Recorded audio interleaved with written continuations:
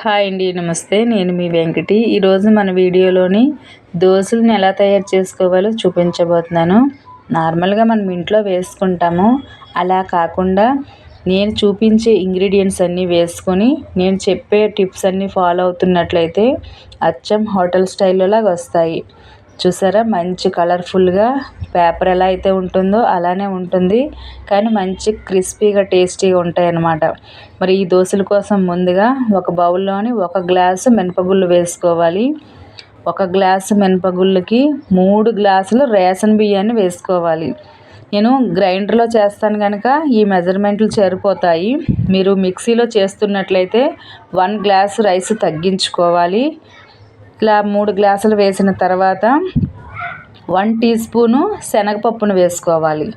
ఇది మంచి కలర్ఫుల్గా వస్తాయి దోశలు, టేస్టీగా ఉంటాయి.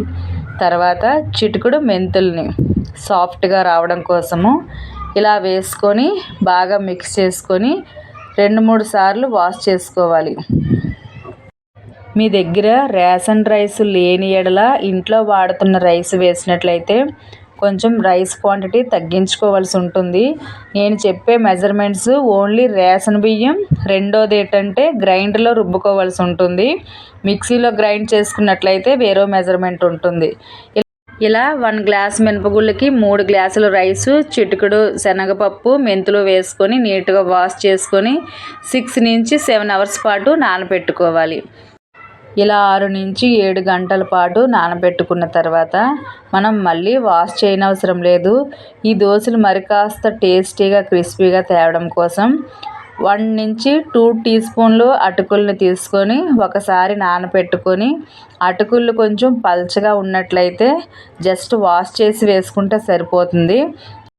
ఇలా నేను చూపిస్తున్న అటుకుల్లాగా కొంచెం మందంగా ఉన్నట్లయితే 2 సార్లు వాష్ చేసుకొని 5 మినిట్స్ నానబెట్టుకుంటే సరిపోతుంది. ఈ అటుకులు వేయడం వల్ల దోశలు అయితే చాలా టేస్టీగా ఉంటాయి. మీరు ఒకవేళ దోశలు వెంటనే తినే ఉద్దేశం ఉన్నట్లయితే మనకి ఇంట్లో అన్నం ఉంటుంది కదా, అన్నం కూడా వేసుకోవచ్చు. కానీ అన్నం వేసిన రుబ్బుని ఎక్కువసేపు నిల్వ ఉంచకూడదు. వెంటనే వేసుకున్నట్లయితేనే రైస్ వేసుకొని రుబ్బుకోవాలి. ఇలా రుబ్బుకున్న దోశల పిండంతా 6 నుంచి 8 గంటల పాటు నానబెట్టుకున్న తర్వాత మీ టేస్ట్కి తగ్గట్టుగా సాల్టు, చిటికెడు పంచదార యాడ్ చేసుకోండి. దోశలు చాలా టేస్టీగా ఉంటాయి. మీకు ఇష్టం లేని యెడల స్కిప్ చేసుకోవచ్చు, కానీ దీనివల్ల స్వీట్నెస్ అయితే రాదు, మంచిగా టేస్ట్ మాత్రమే వస్తుంది. ఇలా సాల్టు, పంచదార వేసుకున్న తర్వాత బాగా కలుపుకోవాలి. కొంచెం వాటర్ కూడా యాడ్ చేసుకోండి. వీలైనంత పల్చగా మిక్స్ చేసుకుంటేనే మనకి దోశలు చాలా టేస్టీగా వస్తాయి.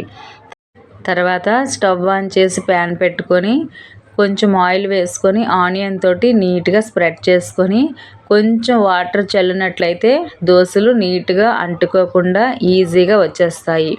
తర్వాత మనం ఇలా చల్లుకున్న తర్వాత దోశల పిండిని వేసుకొని ప్యాన్ మాత్రం కొంచెం బాగా హీట్ అవ్వాలి.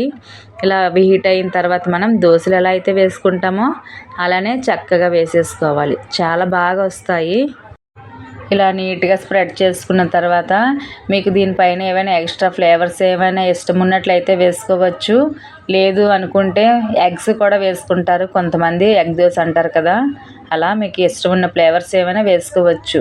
ఇలా చుట్టూ కొంచెం ఆయిల్ వేసుకొని నేనైతే 1 సైడే కొంచెం కాల్చుకుంటాను, 2 సైడ్స్ అవసరం లేదు. చూసారా మంచి గోల్డ్ కలర్ ఎలా అయితే వచ్చాయో, పేపర్లా ఉంది ఈ దోశ. ఇలా అన్నీ వేసుకొని ఒక బౌల్లో వేసుకొని సర్వ్ చేసుకుంటే మీకు నచ్చిన చట్నీతోటి చాలా టేస్టీగా క్రిస్పీ హోటల్ స్టైల్లో దోశలు రెడీ అయిపోతాయి.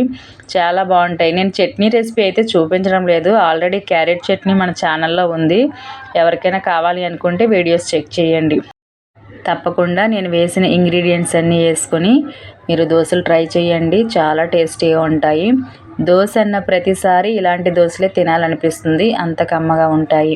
ఈ వీడియో మీకు నచ్చిందని అనుకుంటున్నాను. నచ్చినట్లయితే వీడియోని లైక్ చేయండి, మీ ఫ్రెండ్స్ అండ్ ఫ్యామిలీకి ఫార్వర్డ్ చేసి ఇలాంటి మంచి మంచి వీడియోస్ కోసం వెంకటి అస్సాం ఛానల్ని సబ్స్క్రైబ్ చేయండి. నెక్స్ట్ మరొక మంచి వీడియోలో కలుద్దాం. అంతవరకు బాయ్ ఫ్రెండ్స్.